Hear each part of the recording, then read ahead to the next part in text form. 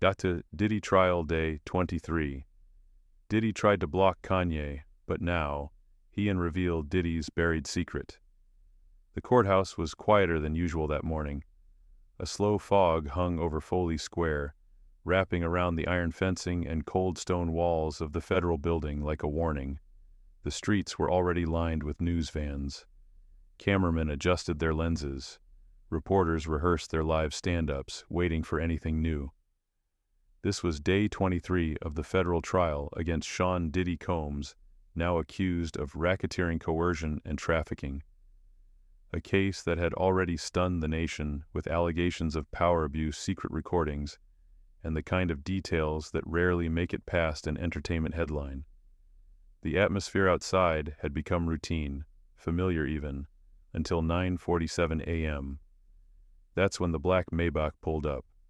It didn't roll in with sirens, it didn't rush. It glided quiet, smooth, and deliberate before stopping directly in front of the courthouse's main security checkpoint. Security guards on duty stiffened, reporters turned.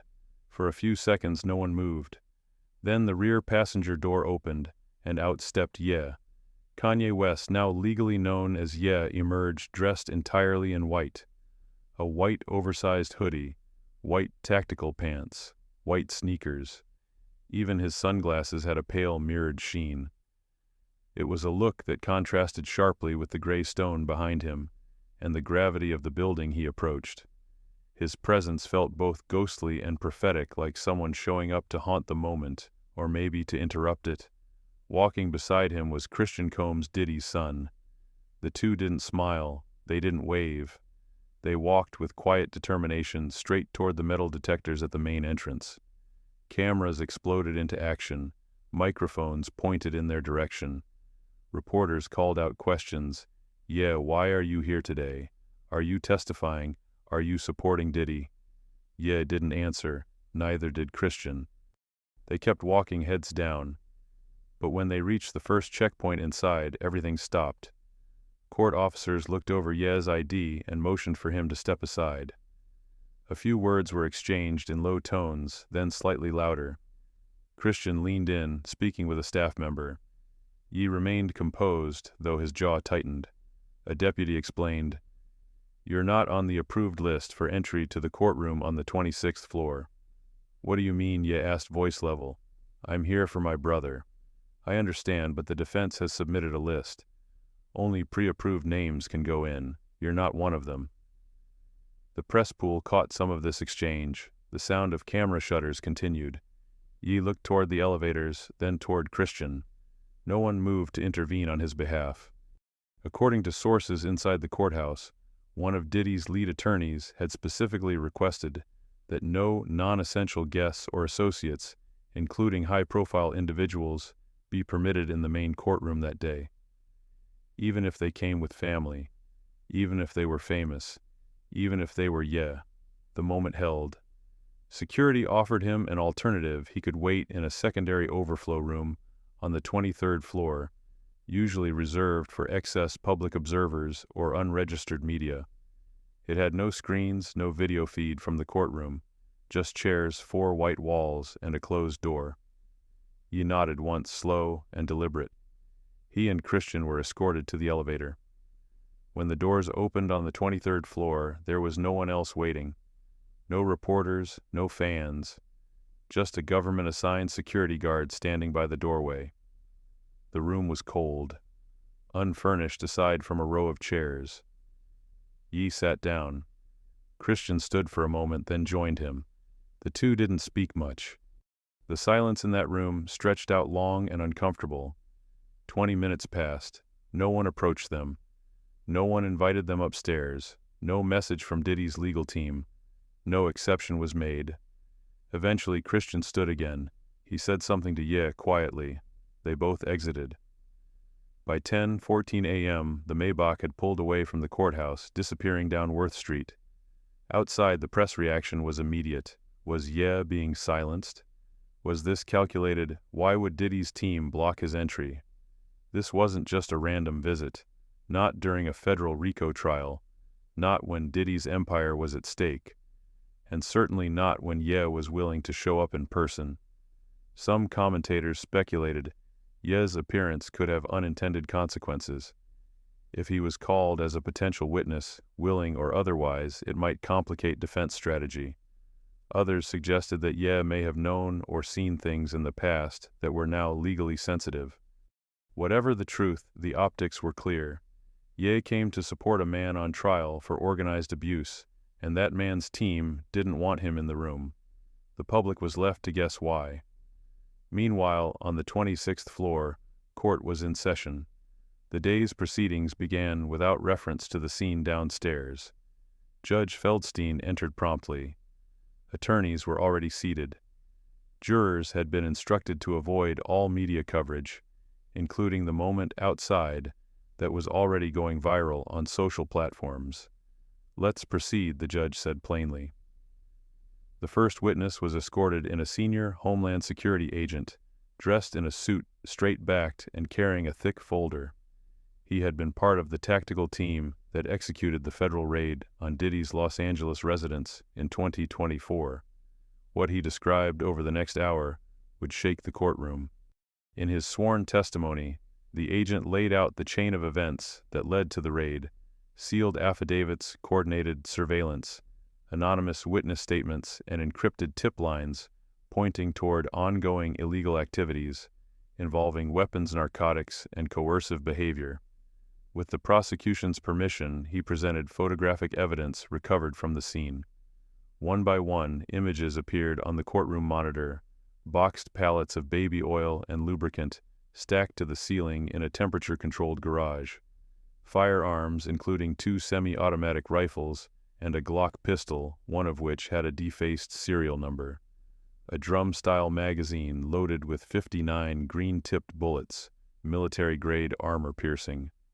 A Gucci travel pouch containing rolled currency and powdered substances, later confirmed to be controlled drugs. A locked cabinet holding encrypted drives, marked phones with missing SIM trays, and documents protected under seal. Gasps were audible. Jurors took notes quickly. One leaned forward, elbows resting on knees. But the agent wasn't finished. He recounted conversations with staff on site during the raid, some of whom mentioned events referred to internally as King Nights. The prosecution would return to that phrase later in the day. Back on the 23rd floor, the room Ye had briefly occupied was empty again. But downstairs, reporters were still buzzing. "What does Ye know?" one anchor asked live on air. And why did Diddy's own team deny him access? Theories multiplied. Some saw it as a power play. Others saw it as panic, but no one saw it as normal. For someone like Ye to show up dressed like he was ready for Judgment Day or for the White Party and be denied entry was not something anyone could explain away casually. Especially when that same courtroom was now hearing testimony about locked rooms, drug kits, and storage racks filled with substances no one could explain the need for. By the end of day 23, the defense declined to respond publicly to Ye's visit. They remained focused on the legal fight inside, but court watchers, journalists, and online observers were already connecting the dots. The trial wasn't just about one man. It was about the system he built, the people he kept close, the silence that surrounded him, and perhaps most disturbingly, the ones he didn't want inside anymore, even if their name was Ye. The door to the 26th floor courtroom closed with a soft click. Ye had just been escorted to a holding room 2 floors below. His appearance, sudden and symbolic, had caused a stir outside. But within these walls lined with marble columns, federal emblems, and a gallery packed with press and victims' advocates, attention was fixed on the witness stand. Judge Feldstein, a sharp-eyed man with a reputation for demanding order and detail, adjusted his reading glasses and gave the nod.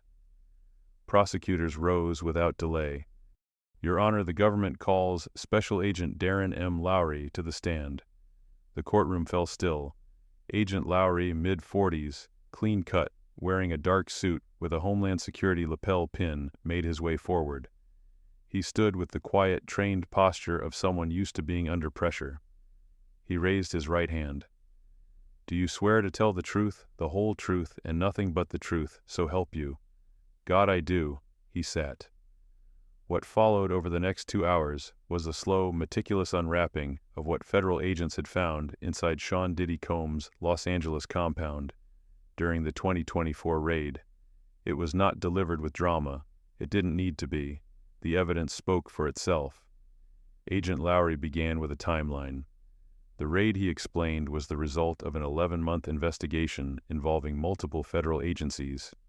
It had been approved by a federal judge, following sealed affidavits from multiple cooperating witnesses, some of whom had once worked inside Diddy's inner circle. The warrant had authorized a full search of Diddy's Holmby Hills residence, main house, guest house, garages, storage units. Was this a standard entry, the prosecutor asked. No, Lowry said. This was considered a high-risk warrant. The target was known to have private armed security, and the property was expansive, multi-leveled, and equipped with surveillance blind spots. He continued. On the morning of March 14, 2024, at 5:03 a.m., Homeland Security Investigations HSI executed the warrant. The compound was surrounded. Entry was gained through the side gate. Diddy was not home at the time. House staff were present. Security guards were on duty. All were detained temporarily during the sweep. The courtroom remained silent as Lowry described the findings. "Let's talk about the garage," the prosecutor said. Lowry took a breath.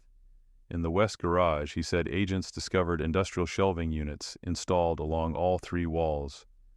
On these shelves were stacked boxes, neatly labeled, containing various personal products. He paused before continuing.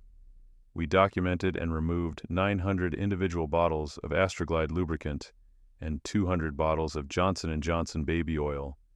There were gasps in the gallery. The prosecutor held up a color photograph. It showed the garage in full detail, metal racks, 18 large cardboard boxes stacked to the ceiling, labeled in black marker, AG4, AG5, and so on. The room was sterile, cold, organized. Not what one would expect in a celebrity home. Were these bottles opened or sealed? The prosecutor asked. They were sealed. Many were still shrink-wrapped in shipping pallets. Would you describe this quantity as typical? Lowry looked at the jury. Absolutely not. Next came the weapons. A second photo was displayed, this one, showing an open drawer inside a custom-built storage closet in the security wing of the home.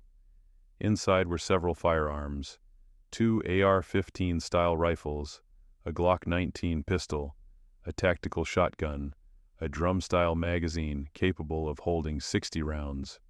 One particular rifle, the agent explained, had its serial number intentionally scratched off, rendering it untraceable. This, he said, was a felony on its own. The ammunition green-tipped, armor-piercing. The courtroom tensed.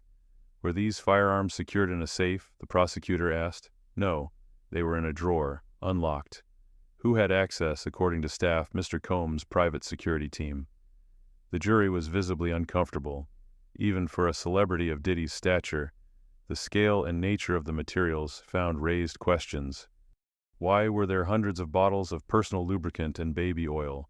Why military-grade ammunition? Why an untraceable rifle?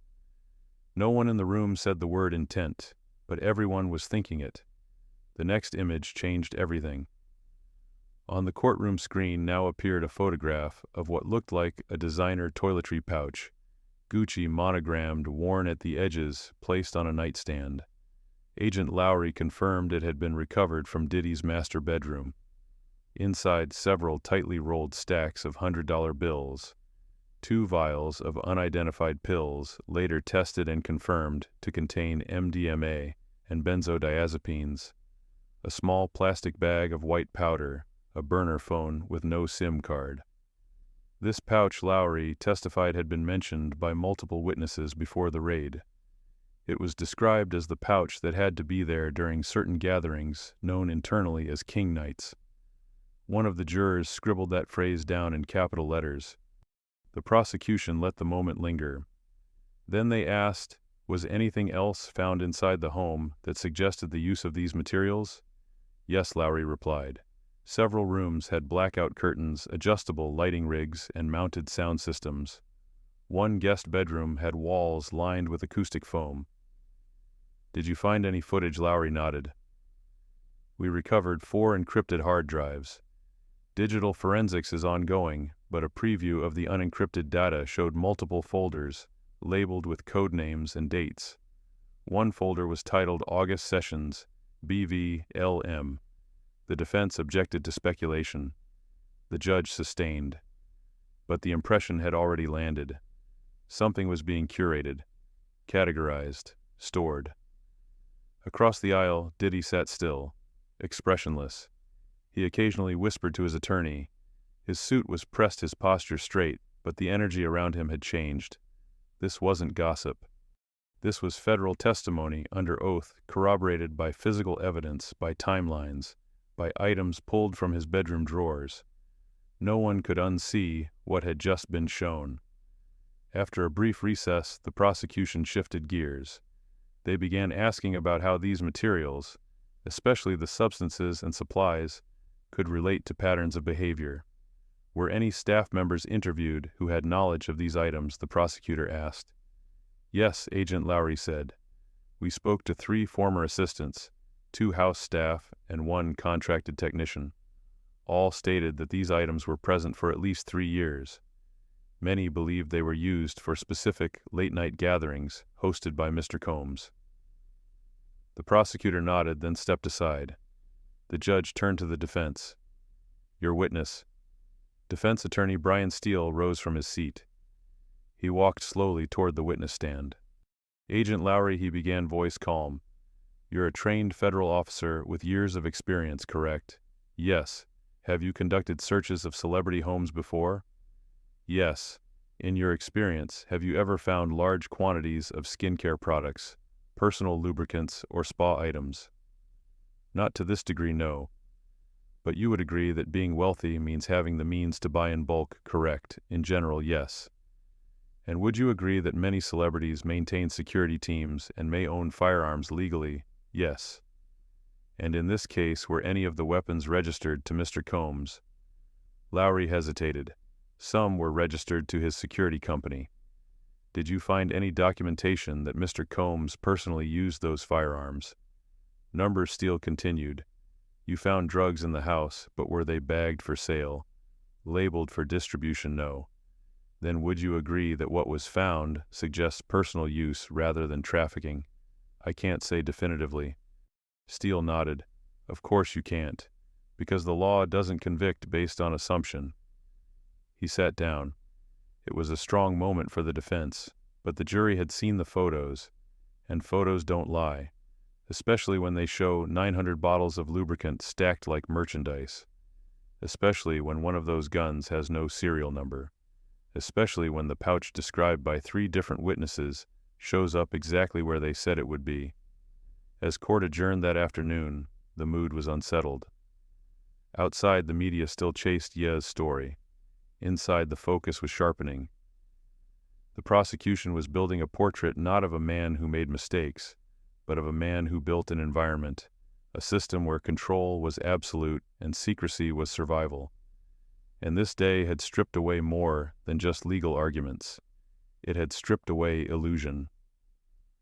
The truth once hidden in gated mansions and dim hotel rooms was now up on courtroom screens, the kind you don't forget. The courtroom felt different, not louder, not more crowded, but heavier, the kind of heaviness that comes not from chaos, but from a shared unspoken understanding something serious was about to be said. Jonathan Perez took the stand just after 10 a.m. on day 23. He was Diddy's former personal assistant.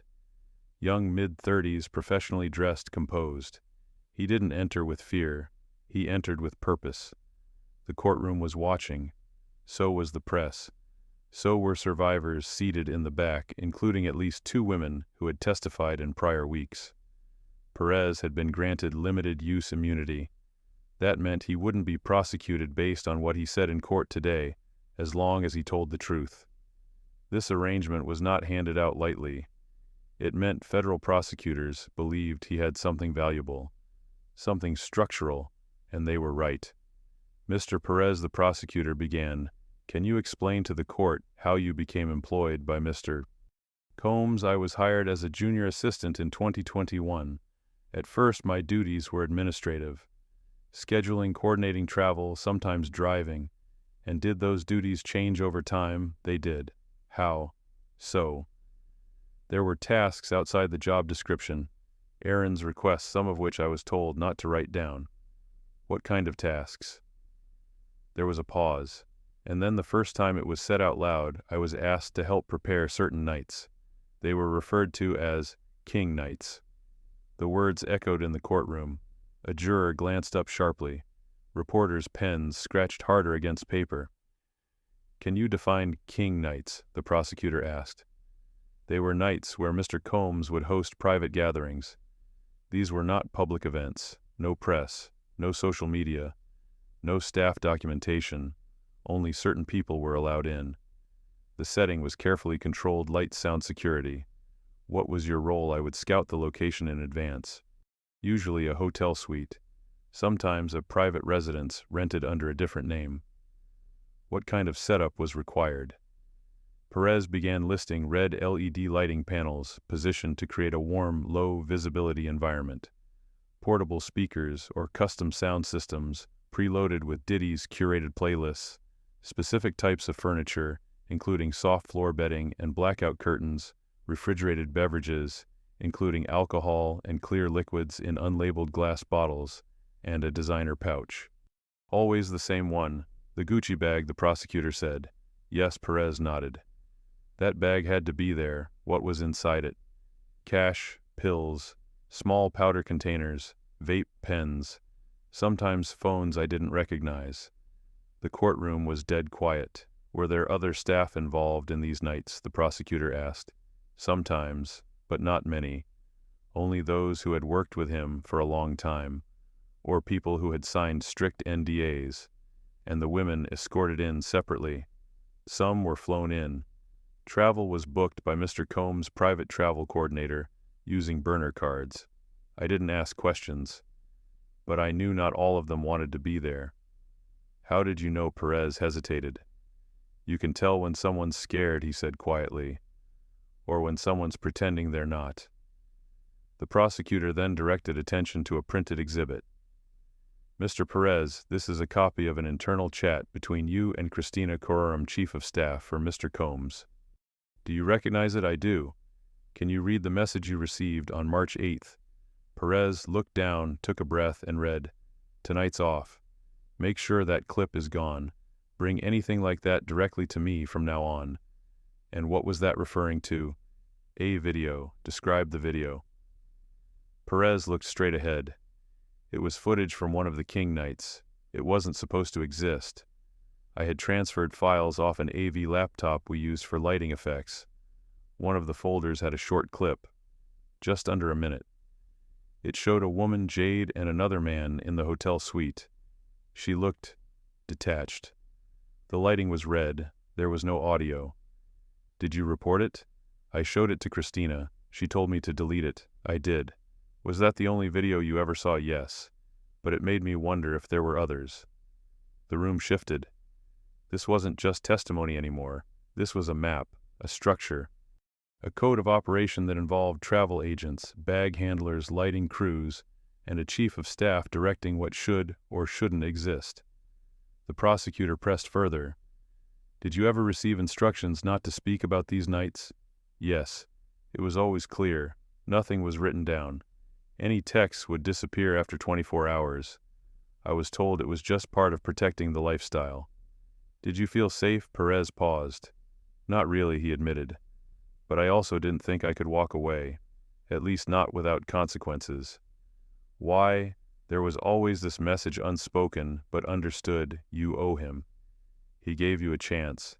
If you cross him, you're done." The defense stood up to cross-examine. Attorney Brian Steele approached slowly, cautiously. "Mr. Perez," he began, "you stated earlier that you were not paid extra for these duties." "Correct." "Correct.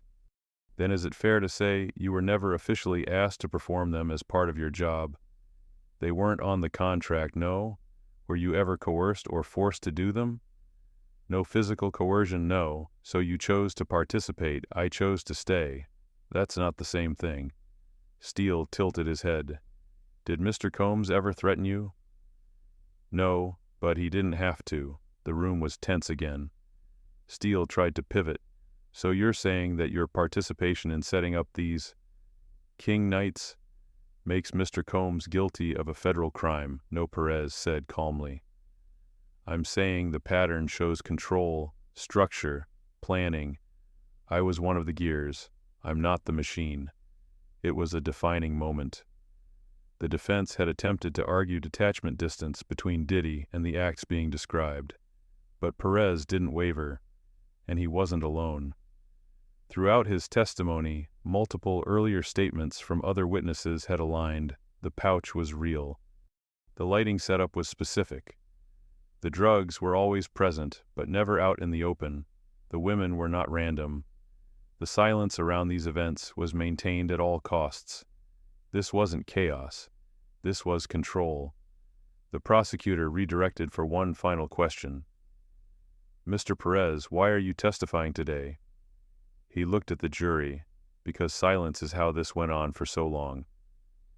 And I was part of that silence. I want that to stop. By the time court adjourned that afternoon, something had changed. No one left the room speaking casually. Even the reporters walked slower, more carefully. The phrase King Knights was now part of the record.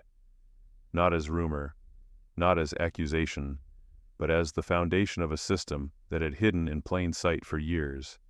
And the man who helped build it, he just started to tear it down. The courtroom was already on edge after Jonathan Perez's testimony. The red lights, the carefully curated music, the pouch with pills and powders, the silence, the secrecy. Now on the same day, federal prosecutors returned with something just as damaging but less dramatic on the surface logistics. They weren't just interested in the nights themselves, but how they were made possible. Who booked the rooms? Who carried the bag? Who made sure the right materials arrived at the right place at the right time? It wasn't about just one assistant anymore. The prosecution was about to show it wasn't an isolated favor, it was a system. The first testimony came from someone who had already been on the stand earlier in the trial. Mia, a former assistant whose identity was protected under a pseudonym. When she returned to testify this time, it was to clarify what she had been asked to do and when. The prosecutor started simply. Did Mr. Combs ever ask you to pick up or deliver substances for him? Yes, Mia answered quietly. How many times? Too many to count. What kinds of substances? He didn't call them by name. Sometimes he said the usual. Sometimes he sent someone else with instructions. I later realized it was likely cocaine or ecstasy. I found wrappers. I saw what it did to people. Were you paid extra? No. Then why did you agree to do it? Because he was my employer. And saying no meant you might not be working there much longer. She looked toward the jury, voice steady. You don't say no to someone like him. You just do the job, and you hope they don't get mad. Capricorn Clark, known to those in Diddy's circle as Capri, was once more than an assistant. She had been close. Very close. Some even described her as like family. But her testimony that day would draw a line between familiarity and control. She had been called to clarify details about a specific night in Miami when she allegedly delivered a black duffel bag to Diddy's suite. What was in the bag? The prosecutor asked. I never opened it, but he called me after and thanked me for the delivery. Did he say what it was? He said you came through, Cap, like always. Was this the only time? No. There were many deliveries, different cities, sometimes for him, sometimes for people he introduced me to. Did you ask what you were transporting? No. That's not something you ask in that world. The jury listened in silence as she described the pattern. She wasn't on salary. She was paid in gifts, concert access, opportunities, and sometimes nothing at all, but still she delivered. And in her words, delivering meant you stayed close to power. The final assistant to take the stand that afternoon was Jane.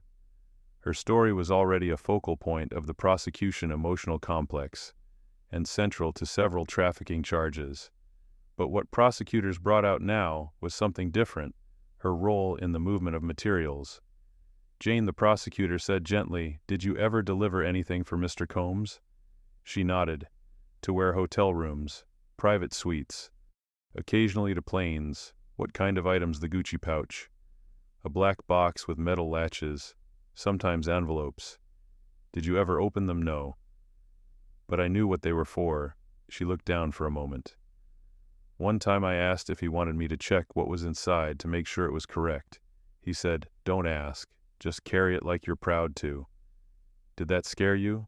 She nodded again. "But you kept doing it." "Yes. One assistant delivering drugs or materials could be brushed off as a bad decision, maybe even a misunderstanding. 2 would raise eyebrows. 3 that looked like a network." The prosecutor wasted no time connecting the dots. He held up a chart, simple but devastating. At the center, Sean Diddy Combs, radiating outward Mia, who delivered unknown substances from Los Angeles to Las Vegas, booked under alias. Capri, who transported duffel bags to Miami, Houston, and Atlanta. No manifest, no receipts. Jane, who repeated deliveries to hotels, private events, and recording studios. Always instructed to stay quiet. All 3 said they were not paid for the deliveries. All 3 said they were doing it to stay on Diddy's good side. All 3 used the word fear. Defense attorney Xavier Donaldson stood. He took a slow walk across the courtroom before facing the jury. "Let me ask you this," he said to Mia. "If you weren't forced to do anything, weren't under contract to deliver anything, and weren't paid to do anything, then whose choice was it?" She looked at him calmly. "I didn't say it was free will. I said it was fear." He tried a different angle with Capri. "Ms. Clark, you said you never opened the bags, correct?" "Yes." "Then you have no proof what was in them. No proof, just knowledge. And Jane, you also admit that you were never threatened directly." "No. He didn't need to threaten, because you wanted to help him." "No," she replied. "Because I didn't want to disappear." The defense attorney scoffed gently, as if trying to show disbelief. But the jury wasn't laughing. Before court recessed, the prosecution made one final statement. It wasn't theatrical. It was precise. "This case is not about one assistant doing a favor," the prosecutor said. "It is about a distributed system of control. A web that allowed the defendant to operate across cities, states, even countries, without ever putting his name on a manifest or his hand on a bag." He looked at the jury. These witnesses were not on payroll. They were not part of a traditional organization. But that's exactly the point. It was never supposed to look organized. That's how you hide a network in plain sight. Silence followed.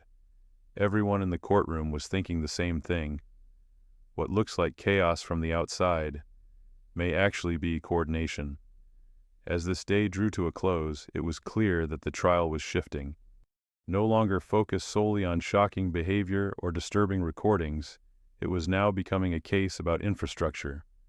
How do powerful people move things? Who do they trust to carry it? And how does fear, social, professional, and psychological, get weaponized as a tool of silence? His denied entry earlier that day had made headlines, but inside the courtroom, the real story was unfolding in the details. The deliveries, the silence, the invisible contracts, and above all, the system built on favors. That looked a lot like coercion. The courtroom grew tense as a new witness took the stand, Eddie Garcia, a former hotel security manager. Under oath, he told the jury about an incident in 2016, one that involved a hotel security camera, a hallway, and a violent confrontation between Diddy and Cassie Ventura. There was footage, Garcia said. It showed Mr. Combs striking Ms. Ventura near the elevator. "What happened to the footage?" the prosecutor asked. Garcia paused, then answered, "It was deleted." After he handed me a brown paper bag with $100,000 in cash, he said, "You're my angel." I didn't feel like one. The courtroom fell silent. But what followed next shook the room even more. The prosecution played a recorded phone call between Diddy and Jane, made in late 2023, shortly after Jane filed her initial lawsuit. In the audio, Diddy's voice was calm, almost soothing. He didn't deny anything. Instead, he reframed her memories. "You know, that wasn't what really happened. You were hurt, yeah. But I never forced anything. You wanted to be close. That's why you stayed." Jane's voice cracked on the tape. "You said if I told anyone I'd never work again." The call ended with Diddy saying, "Let's just keep this between us." It was, as the prosecutor called it, a consciousness of guilt. Jane, Cassie, Mia, 3 different women, 3 different lives. But they all shared the same through line. They were controlled, silenced, and eventually made to doubt their own truth. Until now. Court recessed just after 4 p.m. Outside, the scene was chaotic. Press activists and onlookers flooded the plaza. Some were still talking about, his car, his outfit, his brief appearance. But most were focused on the real headline, the evidence: weapons, drugs, deleted videos, silenced women. Inside, Diddy never once looked toward the gallery where had been expected to sit. He didn't look at the press. He didn't even glance at the jury as he exited with his lawyers. But the court of public opinion wasn't exiting. Social media exploded with clips from the audio. Headlines broke within minutes. $100,000 bribed to delete. Cassie footage. Diddy's recorded call to Jane revealed in court, ex-assistance detail, drug deliveries, and control. Though the trial paused for the weekend, the conversation didn't. Day 23 had changed everything. It didn't just hint at misconduct. It mapped out a structure of power, silence, and fear. And even as the courtroom doors closed, the public had already heard enough.